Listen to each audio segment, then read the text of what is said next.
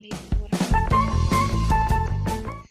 الرأس أبي بريدة تكو إسني فيديو فيه أبي هدو إسنتي بريدة على اللي هدو نتطلع هدو كم جيجورا أبي خانيجان الكدي هدو تكان غمدة إسنيس أكسما إسنتي طلع جيتي يادا كسين gammachiisuniin beekaa jechuudha. Kanaaf aabbiin afaan addunyaa kanarra jiru guutuu afaan oromootti hiikkattanii ittiin dubbisuu dandeessan jechuudha. Karaa reekoordiitiin illee jechuudha. Reekoordii afaan oromootiin karaa afaan biraatti jijjiirratanii namaaf erguu dandeessanii akkasuma hedduu bareedaadha. Kanaaf aabbiin kun egaa pilaastoora seenneeti pilaastoora irraa arganna. Namni hedduun ni qabdanii garuu namni kunis gabbuufattanii haalatti fayyadamtanii haalatti afaan oromoo hin qabu warra jettafaa jira. Afaan oromoo ni jira jechuudha. Kan isa ooftanii ilaaltaniiti yoo achi keessan arganne irratti barreessitanii isiniif dhufaa jechuudha. Kanaaf aabbii kana amma pilaastoora seenneeti pilaastoora irraa gabbuufanna.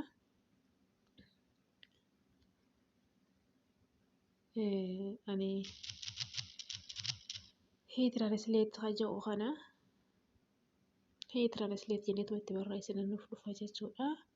HI tiraansileet hiitiraansileet jennaa.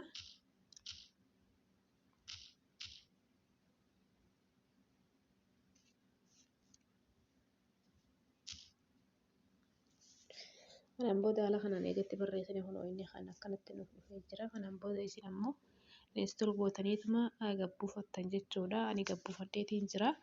Eega gabbuufattan gaamee seenneeti ilaalla. Seennee ilaalla. Kana aappiin akkasitti ziyarra dhooyne booda nama gubbaa kanarratti Ingilish waan hin duraan itti fayyadamaa jiruu fi afaan oromoo irratti ol ba'ee jira. Kanaaf jechuudha isin amma bakka Ingilish yoo kanattis afaan hiikkachuu barbaaddanii arabii haa ta'uu irra kaayyachuu dandeessanii amma Ingilish irraan kaayee bakka afaan oromoo kana ammoo afaan oromoo yeroo akkasii gaxxoytanii keessa akkana ol deemtaniiti afaan oromoo keessa barbaaddan jechuudha. Afaan oromoo keessa barbaaddan oromoo qayyoo. Yoo hin arganne immoo asirra akkana gaxxoytaniituma itti barreessitan nama tokko ofirra jira jechuudha waan achirra guutee jiruu fi oromoo jettanii itti barreessitanii oromoo jettanii itti barreessitanii kunoo haala kanaanii isiniif dhufa.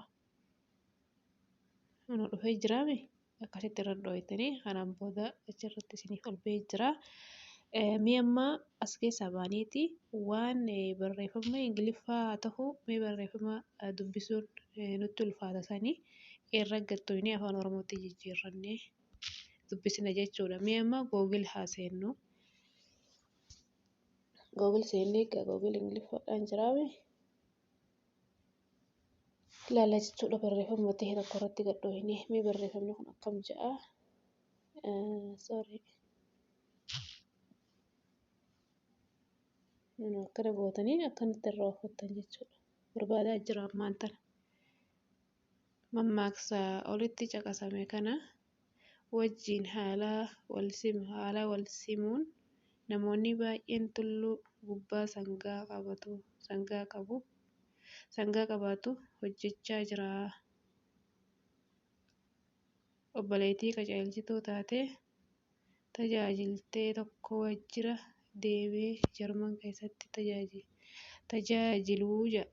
Kanaaf afaan Ingiliffaadhaa karaa afaan oromootti haala kanaan jijjiirannee dubbisuu dandeenya. Afaan amma fakkeenyaa fi feesbuuka haa seennu. Afaan ta'e jechuudha. Feesbuuka keessaa waan takka dubbisuu barbaadnee waan nu dubbisuudhaaf nutti ulfaataa sanii dhooynee ilaalla. Afaan Soomalii haa ta'uu afaanuma fedheeyyuu jechuudha. Asirratti isiniif adda baasaa jechuudha. Amma afaan arabaati inni kuni mee arabii kanarra akkas goonee ilaalla. Asirra ilaalla jechuudha.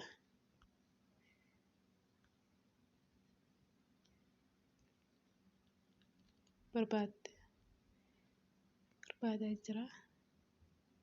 Mata duree haaraa han jedha. Yoo waan aappii kana baanaa wanta gaafanneen karoora keenyaa fi wanta eegineen akka hin daangeffamne hubachuu qabnaa jedha. Afaan Arabaati amma kun afaan Oromootiin hojii kun hedduu bareedaadha. Appii kun kan irraa gabbuufadhaadha itti fayyadama.